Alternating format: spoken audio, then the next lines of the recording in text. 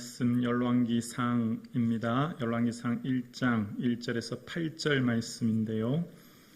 전체 말씀이지만 8절까지 저와 여러분이 한 절씩 교독하시겠습니다. 지난 3월 묵상했던 말씀인데요. 다시 한번 묵상하겠습니다. 열왕기상 1장 1절에서 8절입니다. 교독하시겠습니다. 에브라임 산지 라마다임 소빔에 에브라임 사람 엘가나라 하는 사람이 있으니 그는 여로함의 아들이요 엘리후의 손자요 도후의 증손이요 숲의 현손이더라.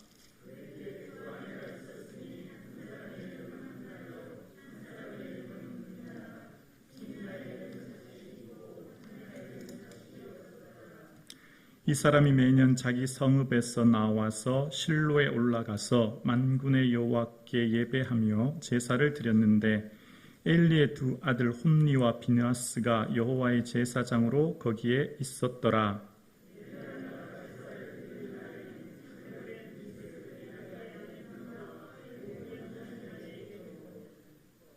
한나에게는 갑절을 주니 이는 그를 사랑함이라. 그러나 여호와께서 그에게 임신하지 못하게 하시니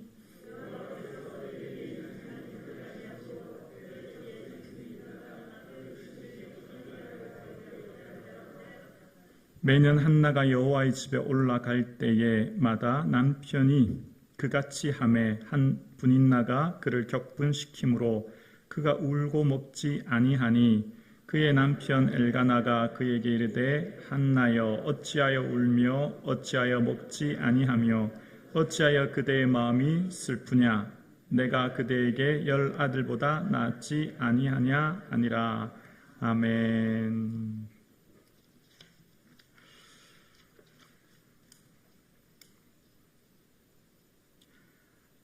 오늘 이 자리에 우리의 예배를 받아주시는 하나님께 감사드립니다. 우리의 한 주간의 삶을 지켜주시고 또한 우리 안에 내주해 주신 예수 그리스도, 그 예수 그리스도의 기쁨이 되어지는 저와 여러분의 삶 되기를 주님의 이름으로 축복합니다. 자나 깨나 예수님, 눈을 뜨나 감으나 예수님, 앉으나 서나 예수님, 예수님만 의지하고 바라보고 묵상하시는 우리 온 인생 되어질 수 있기를 주의 이름으로 축복합니다. 아멘. 인생의 기준을 어디에 둘 것인가는 우리의 행복과 불행, 성공과 실패를 좌우합니다. 인생의 기준에 따라 내 삶의 모습이 늘 기쁘기도 하고 늘 불행해 보이기도 합니다. 흔히 여러분의 삶 가운데 동창회를 다녀오면 기분이 썩 좋지 않습니다. 예전에는 나보다 공부도 훨씬 못하던 녀석이 저렇게 잘 나간다고. 기준이 옛날의 기준에 그 친구의 기준을 두었던 것이죠. 우리는 언제나 기준이라고 하는 것을 그 기준점을 어디 두냐에 따라 나보다 못한 사람을 보면 내가 행복해지고 나보다 잘나고 잘된 사람 보면 내가 불행해지는 것을 우리는 삶 속에서 느낍니다. 그런데 여러분, 우리의 삶의 신앙의 기준을 어디에 두냐에 따라 신앙의 기준이요? 신앙의 기준을 어디에 두냐에 따라 우리 삶의 내용, 그리고 삶의 방향, 또 삶의 가치관이 결정돼요. 여러분, 오늘 이 예배에 왜 나오셨어요? 주일 오후 편안하게 누워서 TV 보시고 쉬시면 얼마나 좋아요? 그런데 이 자리에 나오신 이유는 하나님 예배하기 위해, 삶의 우선순위를 하나님께 두기 위해 이 자리에 나오신 거죠. 삶의 기준이 분명하기 때문이에요. 그렇죠? 그러니까 남들 다 그렇게 살아도 나의 기준이 하나님 말씀에 있기 때문에 그 말씀 따라 우리가 사는 거죠.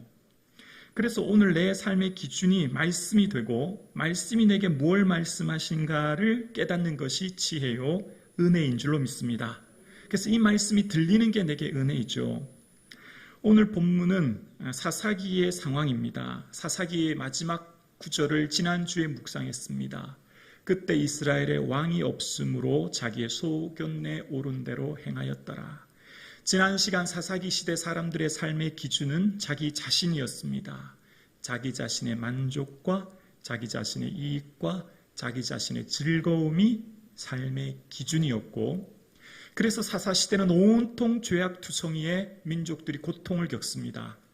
이방 나라가 쳐들어와서 고통을 당할 뿐만 아니라 하나님 말씀을 순결하게 지켜야 될 하나님의 백성들이 그 삶을 온전히 지키지 못하여, 그러니까 예를 들면 사사기 19장 1절에 보면 이스라엘의 왕이 없을 그때 에브라임 산지 한 구석에 어떤 레위 사람이 유대 베들레헴 첩을 맞이하더니 라는 내용이 나와요. 상상할 수 없는 일이 벌어진 거예요. 레위인, 거룩하게 구별하여 하나님의 성전에서 봉사의 임무를 담당할 그에게 첩이 있었고, 그 첩의 문제로 인하여 내전이 발생하고 민족 사상, 같은 지파의 전쟁이 일어납니다. 그러니까 기준이 분명하지 않으면 그 기준을 어디에 두냐에 따라 인생의 삶이 결정되는 거예요. 그러니까 오늘 본문 1절도 이렇게 시작하죠. 에브라임 산지 라바다임 소빔에 에브라임 사람 엘가나라는 사람이 있었으니 그는 여로보암의 아들이요 엘리우의 손자요 도후의 증손이요 숲의 현손이더라. 자, 엘가나라는 사람을 쭉 소개합니다. 그의 윗대 조상부터 소개하고 지금 그가 어디에 살고 있냐면 에브라임 산지에 살던 사람인데, 그런데 그에 대한 소개와 함께 2절에 보면, 2절 함께 보시면요, 그에게 두 아내가 있었으니 한 사람의 이름은 한나요 한 사람의 이름은 분인나라. 분인나에게는 자식이 있었고 한나에게는 자식이 없었더라. 그냥 이 말씀을 묵상하면 그냥 엘가나에게 아내가 둘 있었구나라고 생각되지만, 그런데 오늘 말씀을 이 엘가나라는 사람을 다시 조명해보면 오늘 말씀이 새롭게 보입니다. 지난 3월에도 말씀드렸죠. 역대상에 보면 역대상의 이스라엘 지파 족속의 계보를 쭉 나열하는데 역대상 6장 16절 이하는 레위 지파에 대한 계보를 쭉 소개합니다. 그리고 그 아래쪽은 하나님을 찬양하는 찬양대에 대한 소개가 나와요. 레위 지파 중에 하루 24시간 조를 짜서 성전에서 찬양 임무를 담당하는 지파들이 있었고, 거기에 6장 34절에 보면 사무엘은 엘가나의 아들이요 엘가나는 여로보암의 아들이요 여로보암은 엘리엘의 아들이요 엘리엘은 도후의 아들이요 이렇게 쭉 나옵니다. 그러니까 오늘 본문의 엘가나는 원래 어디 지파 출신이냐면 레위 지파이고 특별히 하나님 찬양하는 중요한 직책을 맡았어요. 그런데 아내가 둘 있었다라는 말이에요. 김부기 목사에게 아내가 둘 있더라. 여러분 어떠세요? 이상한 목사로 보이죠? 극격인 거예요. 여기 계신 어떤 장로님에게 다른 둘째 부인이 있었더라 라고 얘기 들으면 여러분 그 장로님 어떻게 보이세요? 그 얘기인 거예요. 기준이 지금 어디 있어요? 말씀에 있어야 되는데 기준이 나에게 있는 거예요. 사사기에 자기 소견에 옳은 대로 행하는 시대, 레위인의 첩의 사건으로 내전이 일어나고 그것을 뻔히 아는데도 남들 다 그렇게 사는데요. 남들 다 그렇게 하는데요. 여러분 주의를 한번 보십시오. 여러분의 기준을 어디에 두고 사시렵니까? 감염병으로 인하여서 2년 이상 예배를 못 드리고 이제 예배가 회복되어 이제 오후 찬양 예배도 드립니다. 우리 예배와 기도와 신앙의 삶의 기준이 하나님을 향해 있고 하나님을 위해 살아가는 거죠. 그래서 우리의 삶의 기준이 하나님이시며 말씀에 기초하여 살아가야 됩니다. 사람이 아니에요. 누구도 이렇게 살던데요. 그게 아니에요. 누구 사람 아니에요. 하나님 말씀이 우리에게 뭘 말씀하신지를 듣고 그대로 따라야 믿음의 삶을 살게 되어지고 그 삶을 지키게 되는 거죠. 여러분은 무엇이 여러분의 삶의 기준이십니까? 여러분 잘 들어보세요. 여러분 좋은 설교와 나쁜 설교를 뭐로 구별하세요? 좋은 설교는 내가 들었을 때 은혜가 되고 감동이 되고 그 은혜 속에서 내가 원하고 바라던 일들이 이루어진다고 말해주면 기쁘고 즐거워요. 결의 같은 설교는 내가 은혜 받았다고 해요. 결의 같은 설교. 내가 평소 기대했고 원했던 말을 들으면 나도 아멘이 나와요. 그런데 설교를 들을 때 내게 찔림이 오고 책망이 오고 내게 좀 원치 않은 말을 하면 기분이 좀 별로 안 좋아요. 그럼 별로 안 좋은 설교예요. 여러분 어떠세요? 말씀은 뭐예요? 하나님의 모든 말씀은 감동으로 되어졌다고 이야기합니다. 감동은 하나님의 숨결이에요. 하나님의 마음과 정신이 담겨져 있대요. 그런데 디모데후서 3장 15절에 보면 모든 성경은 하나님의 감동으로 된 것으로 축복과 형통과 성공과 부에 이르게 하니라라고 말하지 않아요. 뭐라고 돼 있죠? 모든 성경은 하나님의 감동으로 된 것으로 교훈과 책망과 바르게 함과 의로 교육하게 유익하대요. 여러분 꼭 기억하셔야 돼요. 하나님의 말씀은 축복과 형통과 소원 성취와 부요에 이른다가 아니에요. 한번 살펴볼까요? 교훈은 가르침이란 뜻이에요. 더 근본적으로는 선생으로부터의 가르침을 말하는 거예요. 좋은 선생을 만나면 좋은 삶의 목적과 비전이 발견되어지죠. 그러니까 말씀은 우리의 삶의 바른 길을 제시하는 거예요. 바른 길. 어떤 길이 바른 길인가를 깨닫게 하죠. 예수님이 가신 길이 진리의 길이요 생명의 길인 줄로 믿습니다. 예수님 가신 그 길 우리가 따라가야 되는 거예요.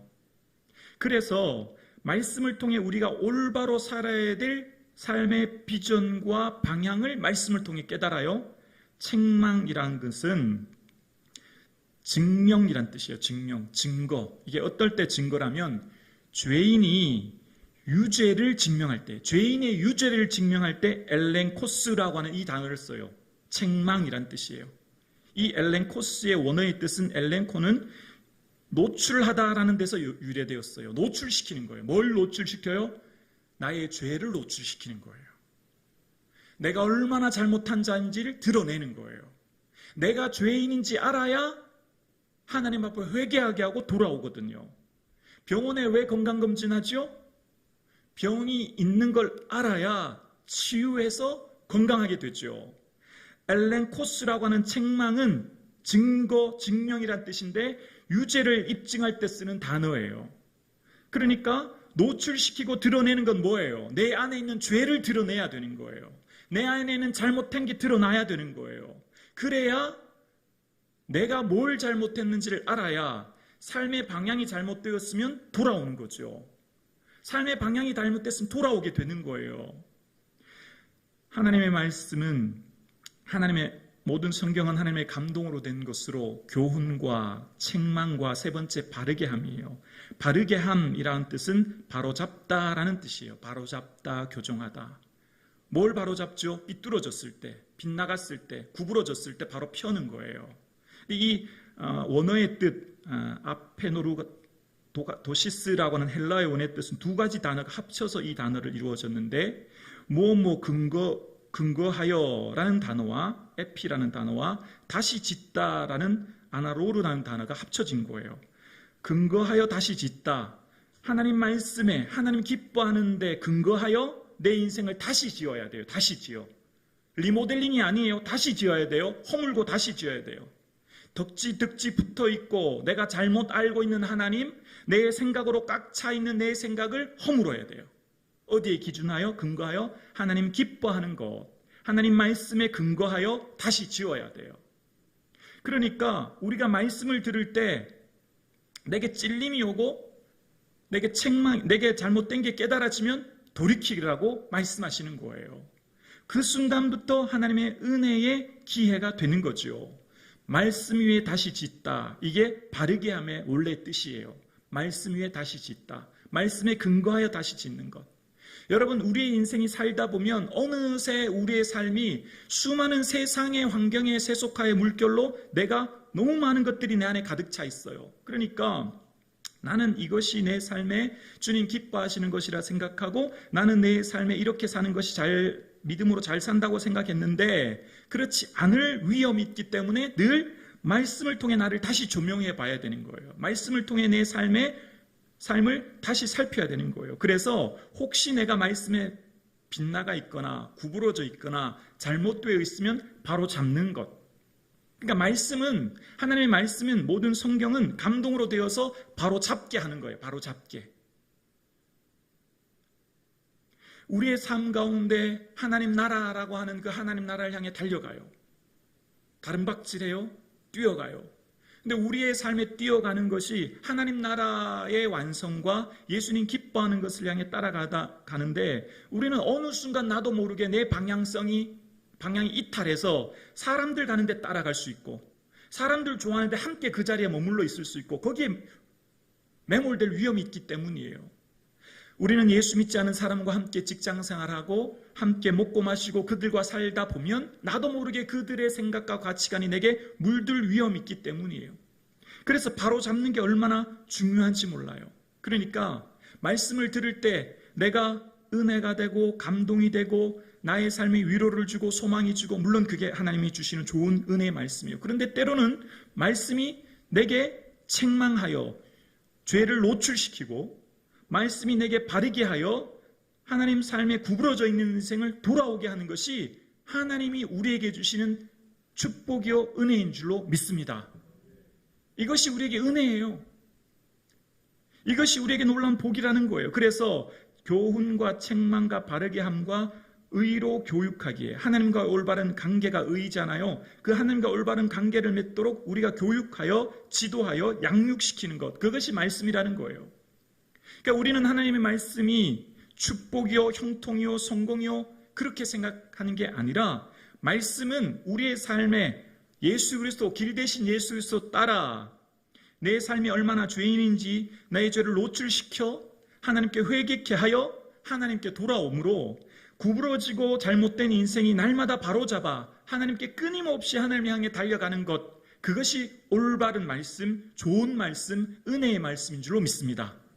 아멘이십니까?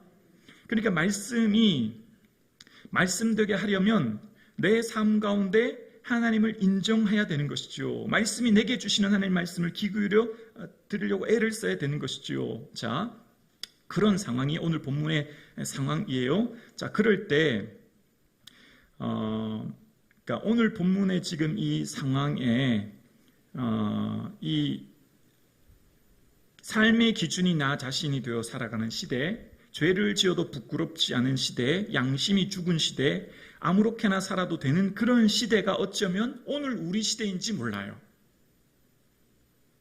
오늘 우리가 살아가는 시대는 누군가 내에 대해서 책망하거나 누군가 나에게 대해서 잘못됐다고 얘기들을 잘 하지 못해요. 그 사람하고 그런 관계를 끊어버리거든요. 여러분, 담임 목사가 강단에 서서 여러분 만약에 책망했다고 해볼까요? 그러면 저 별로 안 좋아하실걸요. 자꾸 제가 뭐라고 하면, 자꾸 제가 책망하면 저 멀리 할걸요. 여러분, 여러분의 삶에 무엇에 귀를 기울일까, 어디에 기준을 둘까가 얼마나 중요한지 몰라요. 그래서 사무엘상 3장에 보면 1절에 보면요, 말씀이 희귀하여 이상이 흔히 보이지 않았다고 말합니다. 당연히 기준을 나에게 두고 내 좋은 것 따라 사니 하나님 말씀이 이상이 보이지 않고 말씀이 희귀하죠. 말씀이 희귀하는 시대가 되는 거죠. 여러분, 내 좋은 소견에 옳은 대로 행하는 것이 아니라 성경에 기록된 하나님 말씀대로 하나님이 뭘 말씀하시는지를 찾고 구하여 주님 원하시는 뜻대로 살아가는 저와 여러분 되기를 주의 이름으로 축복합니다. 삶의 모든 기준점은 성경이 되어야 합니다. 그래서 성경에서 말씀하는 내 삶을 바라보고 살펴보아야 하는 거예요. 그런데 오늘 이 시대는 어쩌면 사사기 시대와 같이, 오늘 묵상하는 이 사무엘 상하의 말씀을 묵상하는 시대와 같이 자기 의견에 옳은 대로, 자기 기분에 옳은 대로, 자기 만족하는 대로 살아가는 이 시대가 아닌가 생각해 보게 되어집니다. 우리는 이러한 시대에 깨어 있어야 합니다. 어떻게 하면 예수님을 더 기쁘시게 할까? 어떻게 살아가는 것이 의미 있는 인생인가? 어떻게 오늘도 내 삶을 예수 그리스도 안에 머무를까를 끊임없이 주와 가까이 있으려고 노력하며 애쓰며 나가야 합니다. 그렇지 않으면 히브리서 말씀처럼 흘러 떠내려갈 위험이 있기 때문입니다. 자, 그런 상황 가운데 3절에서 6절입니다. 이 사람이 매년 자기 성읍에서 나와 실로에 올라가서 만군의 여호와께 예배하며, 실로에 성전이 있었거든요. 라마에서 실로까지 매번 예배를 드리러 갔다는 거예요. 들었는데 그때 당시 엘리의 두 아들 홈니와 비느하스가 여호와의 제사장으로 거기 있었다라고 이야기합니다. 그리고 4절입니다. 엘가나가 제사를 드리는 날에는 제물의 분깃을 그의 아내 분인나와 그의 모든 자녀에게 주고 한나에게는 갑절을 주니 이는 그를 사랑함이라 라고 이야기합니다. 자, 여기까지 살펴보면 지금 한 가지 어려운 문제점이 한 여인에게 생겼죠. 뭐였냐면 한나와 분인나에게는 자녀가 있었고 한나에게는 자녀가 없었다라는 게 이제 등장합니다. 당시 히브리 당시 문화의 시대에는 여인에게 아이가 없었다라고 하는 것은 하나님께 징벌을 받았다, 징계를 받았다, 뭐 이런 의미가 있는 거예요. 하나님이 좀 외면하신다는 의미가 있는 거예요. 그러니까 단순히 아이 못 낳는 단계를 넘어서서 하나님께 내가 사랑받지 못하고 하나님께 내가 징벌받았다고 하는 그 자체가 이제 한나에게는 큰 슬픔이 되었던 것이죠. 자, 그런 상황 가운데 5절에 보면 한나에게는 갑절을 주니 이는 그를 사랑함이라 그러나 여호와께서 그에게 임신하지 못하게 하시니 라고 이야기합니다. 그리고 6절에 다시 한번 또 반복해요. 여호와께서 그에게 임신하지 못하게 하심으로. 여러분 이 말을 들으면 어떤 생각이 드나요? 하나님은 사랑의 하나님이시라고 하셨는데 분명히 하나님은 좋은 것을 주신다고 하셨는데 왜 하나님은 편애하시나? 분인나만 사랑하시나? 한나에게는 왜 자녀를 주시지 않지? 그런 마음 드시지 않나요? 그리고 이 하나님 이 5절과 6절에 반복했다고 하는 것은 강조를 의미하는 것인데 왜 한나에게는 임신을 하지 못하게 하셨나? 라는 의문이 들지 않으십니까? 그런데 오늘 본문의 말씀만 보면 하나님은 참 편애하시고 하나님은 참 우리에게 사랑이 하나님이 아니라 하나님 우리 마음을 참 힘들게 하는 하나님이다라는 느낌을 받게 되었습니다. 자, 그런데 여기만 보면 그래요. 늘 말씀은 전체를 통해 봐야 되죠. 부분이 아니라 전체를 살펴봐야 되지 않습니까? 1장 19절 볼까요? 1장 19절에서 20절인데요. 그들이 아침에 일찍이 일어나 여호와 앞에 경배하고 돌아가 라마의 자기 집에 이르니라. 엘가나가 그의 아내 한나와 동침하매 여호와께서 그를 생각하신지라. 한나가 임신하고 때가 이름에 아들을 낳아 사무엘이라 이름하였으니 이는 내가 여호와께 그를 구하였다 함이더라. 아멘. 어떠세요? 조금 전에는 임신을 못하게 하셨던 하나님께서 웬일인지 이번에는 하나님이 한나를 생각하시고 임신하게 하시고 때가 되니까 아들을 주셨네? 그리고 2장 21절에 보면 이 얘기가 나오면서 한나에게 5남매를 주셨다는 얘기도 나와요. 2장 21절에 보면 여호와께서 한나를 돌보시사 그로 하여금 임신하여 세 아들과 두 딸을 낳게 하시고 라고 이야기합니다. 그러니까 한나가 아이 못 낳은 여인이 자녀를 풍성히 허락해 주셨다라는 내용이 등장해요. 자, 그러면 5절과 6절에 하지 못하셨던 하나님이 1장 후반절에 보면 자녀를 허락해 주셨고 2장에 가면 더 많은 풍성하게 자녀를 허락해 주신 것을 우리는 말씀을 통해 알 수 있습니다. 자, 그러면 그 사이에 뭐가 있었지요? 아이를 낳지 못하는 것과 아이를 낳은 사이에 한나의 반응이 뭐였습니까? 기도라는 거예요. 기도. 자, 요거를 잠깐 살펴볼게요. 하나님은 못하게 하시니라고 하는 내용이 나올 때 우리 마음은 참 힘들고 어렵죠. 그런데 믿음의 사람들의 모습 속에서 뭘 못하게 하시니라고 해서 그렇게 끝나지 않아요. 예를 들면 창세기 11장 30절에 보면 사라는 임신하지 못함으로 자식이 없었더라 라고 사라에 대해서 소개해요. 사라는 임신하지 못했다는 거예요. 그런데 거기에서 끝나는 게 아니라 이후에 창세기 18장에 이어보면 내년 이맘때 내가 아들을 낳으리라 라고 하는 말씀하셨고 그 뒤에 이삭을 주셨어요. 그 사이에는 뭐가 있었냐면 약속, 언약이 있었어요. 창세기 12장에 내가 하늘의 별처럼 바다의 모래알처럼 많은 자녀를 줄 거야 라고 하는 약속이 자리 잡고 있어요. 자, 이제 이걸 말씀드리려고 해요. 뭘 못하게 하시니 라고 하는 게 나오면 그 다음에 그걸로 끝나는 게 아니라 반드시 그것이 이루어져요. 못하게 하시는 게 아니라 다시 하게 하시고 성취하게 하시는데 그 중심에 하나님의 약속이 자리 잡고 있거나 혹은 기도가 자리 잡고 있거나 하나님이 사람을 향한 반응의 모습이 기록되어 있는 것을 발견합니다. 또 그런 사람 있죠. 누구죠? 히스기야잖아요. 내가 살고 죽지 못하리라 이사야를 통해서 말씀하셨잖아요. 그죠? 근데 이사야가 하나님 앞에 심히 통곡하잖아요. 오늘 한나가 마음이 괴로워 통곡했던 것처럼 같은 의미죠. 통곡해요. 그 사이에 뭐가 자리 잡고 있죠? 기도하고 그 후에 히스기야가 내게 큰 고통을 더하신 것은 평안을 주려 하심이라, 그런 고백을 합니다. 그러니까 무엇 못하게 하시는 것과 이후에 성취하게 하신 것 사이에는 인간의 반응이 나오는데, 하나님께서 하시는 인간의 반응을 우리는 오늘 살펴보려고 합니다. 하나님께서는 우리를 시험하십니다. 하나님이 우리를 시험하시는 시험은 사단이 우리를 시험하는 것과 달라요. 사단은 우리를 시험하여 유혹하여 넘어뜨리고 죄를 짓고 지옥에 가게 하는, 고통스럽게 하는 시험이라면, 하나님은 우리를 시험하시는데 그 시험은 우리를 성장하게 하고 우리의 삶을 믿음 안에 더 굳건하게 서게 하고 우리의 삶을 진보하게 하는 거예요.